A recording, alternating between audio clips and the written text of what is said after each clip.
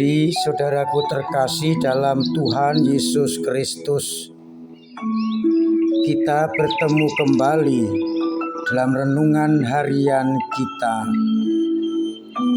Senin 30 Januari 2023. Seperti biasa, bahan permenungan kita dasarkan pada bacaan Ekaristi hari ini yang dikutip dari surat kepada orang Ibrani bab 11 ayat 32 sampai 40. Dalam surat itu ditegaskan Allah mempunyai rencana yang lebih baik bagi kita sekalian.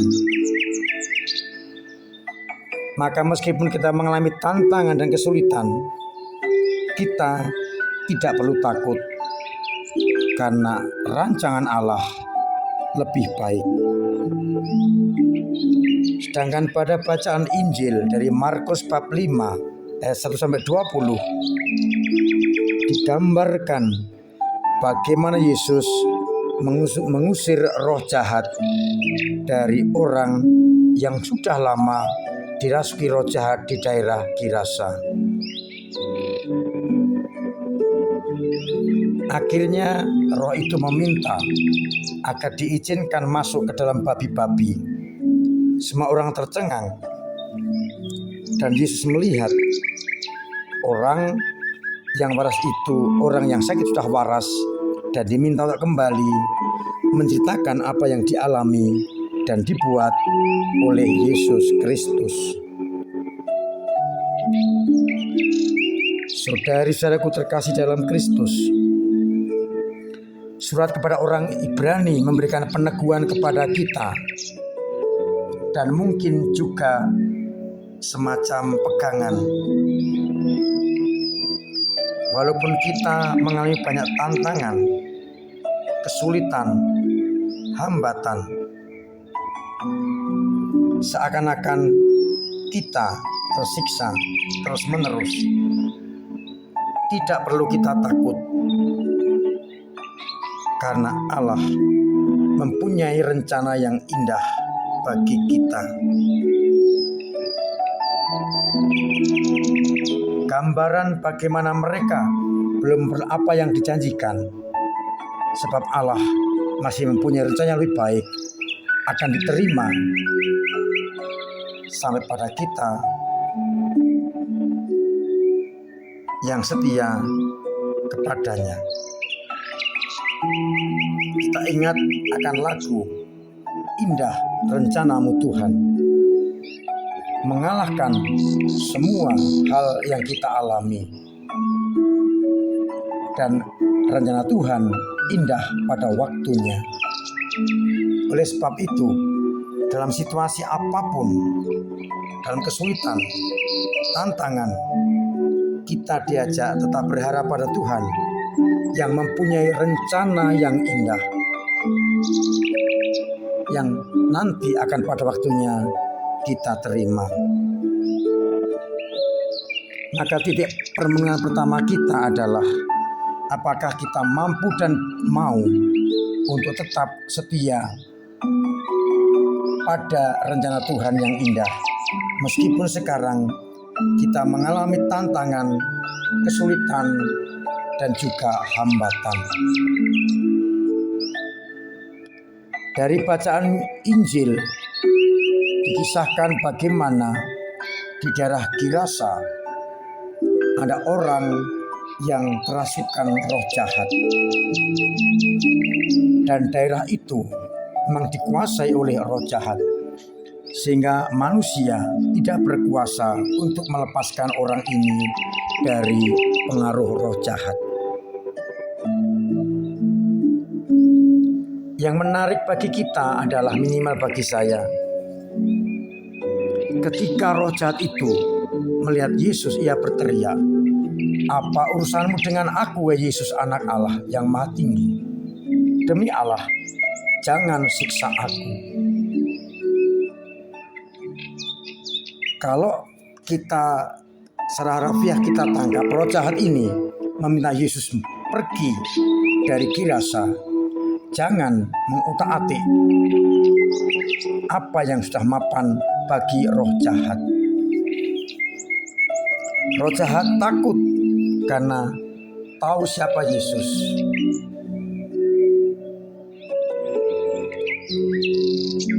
Maka ia minta agar diperbolehkan masuk ke babi-babi. Dari pernyataan roh jahat ini, kita boleh merefleksikan diri kita. Seringkali kita nyaman dengan diri kita sendiri yang mungkin tidak sesuai dengan kehendak Allah.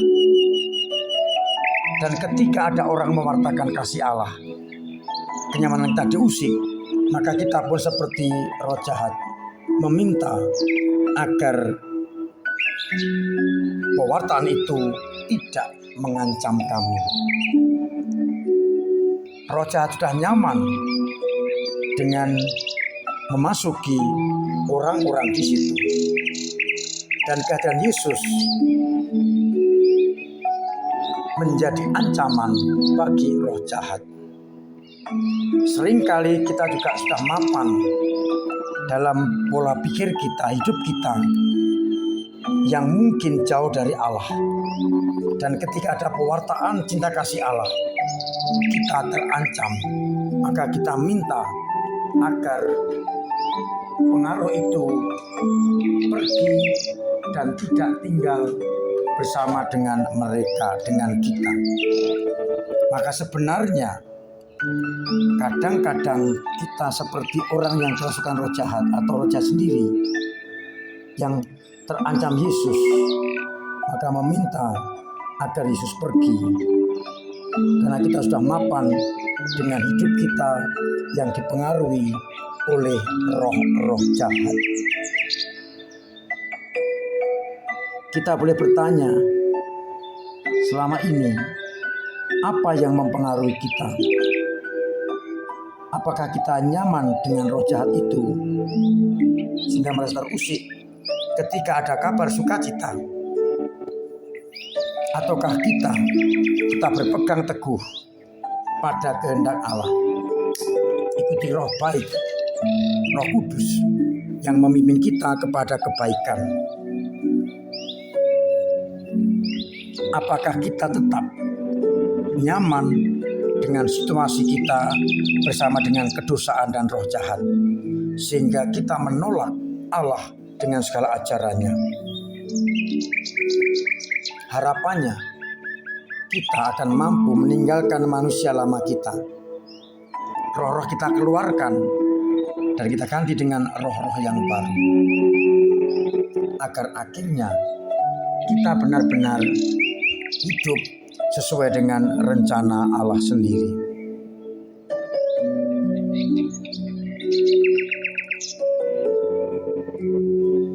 Dalam bacaan Injil bagian akhir ditegaskan bagaimana roh itu meninggalkan pemuda yang kerasukan, sehingga pemuda itu akhirnya terhindar dari pengaruh kejahatan dan ingin ikut Yesus. Tetapi bagi Yesus yang penting adalah mewartakan kabar gembira itu. Maka dia pindah pulang ke rumahnya, ke kampung halamannya, untuk mewartakan apa yang dibuat oleh Yesus. Maka tugas pewartaan itu pun juga menjadi tugas kita bersama. Ketika kita sudah mengalami kasih karunia Allah, rencana Tuhan, kita tidak bolehnya memendamnya, tapi mewartakannya kepada semua orang, agar akhirnya semua orang mengalami cinta kasih Tuhan, mengalami rencana Tuhan dan keselamatannya. Semoga kita mampu untuk keluar dari kungkungan roh jahat dan kemudian mewartakan pengalaman iman kepada semua orang. Tuhan memberkati kita sekalian. Amin. Marilah kita berdoa. Bapa yang penuh kasih, sering kami dikuasai oleh gunggungan roh jahat, dan kami sudah nyaman, ya seringkali menolak kehadiran-Mu. Maka bantulah kami untuk menyadari itu dan berani menolak kejahatan dan menerima Engkau sendiri, agar akhirnya kami hidup sesuai dengan rencana dan kehendak-Mu. Bantulah umat-Mu yang lemah imannya. Kuatkanlah agar tetap berjalan dalam iman-Mu. Yang sakit sembuhkanlah. Yang punya beban berat Engkau ringankan. Yang punya masalah Engkau urai. Agar akhirnya kami sungguh-sungguh merasakan cinta kasih-Mu. Berkati semua orang yang berkehendak baik, dan semoga orang lepas dari gunggungan kejahatan, tidak nyaman dalam gunggungan roh jahat, tapi nyaman dalam perlindungan-Mu. Untuk itu, yang berkat dan rahmat bagi kami, agar setia mengikuti gerakan Roh Kudus-Mu. Berkatilah kami, Bapa dan Putra dan Roh Kudus. Amin. Saudari-saudaraku terkasih dalam Kristus, tetap saya ingatkan, saya wajibkan untuk mematuhi prokes. Meskipun PPKM sudah dicabut, corona belum berakhir. Pola hidup sehat. Poster kedua, makan yang bergizi, cuci tangan, pakai masker, jauhi kerumunan, hindari penyakit, agar kita tetap terbebas dari mara bahaya, khususnya dari virus corona.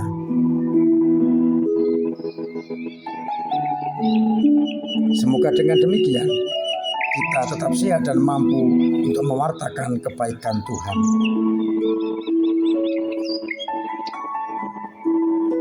Saya mengucap syukur atas keterlibatan panjenengan semua bagi gereja, sehingga gereja tetap bisa memberikan pelayanan kepada umat. Maka saya terus mengajak untuk ambil bagian dalam gereja ini dengan cara kita masing-masing. Doa, tenaga, dan karya, serta dana. Untuk dana bisa dimasukkan lewat kolektor, lewat kotak yang tersedia di depan gereja, entah pendidikan, entah sosial, entah pembangunan yang sudah mencapai 70%. Mudah-mudahan nanti Paskah sudah selesai.